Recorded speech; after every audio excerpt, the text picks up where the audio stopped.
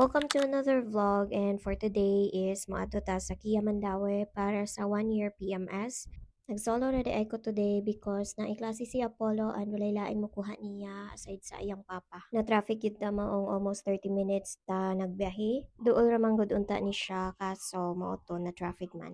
Pag-abot nako dito is gi-explainan lang dayon ko ni ma'am kung unsay mga procedure ug mga service nga ilahang i-conduct. And then ang next agenda nako is maadto ko sa SMJ Mall kay dito ko mag-work, mangita ko og cafe nga ka-workan. Ani nga mga time is wala pa'y 10 AM maong sarado pa ang J Mall. But luckily, ang Starbucks kay nag-open na even though wala pa gyud nag-open sa mall. So diri lang sa ako and mao ni ang hinungdan nga nakasulod na gyud kog Starbucks for the first time.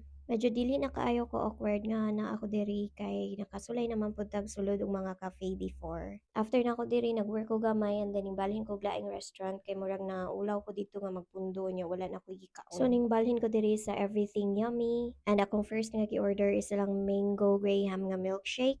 And then, katong gibati na ko kagutom, ning order na lang po ko sa ilahang grilled pork belly. In fairness, dagko kayo lang portion. Go work lang po di ay ko gamay di adto. And then after, kay ninganhi ko diri sa supermarket kay naay gipapalit si Miles.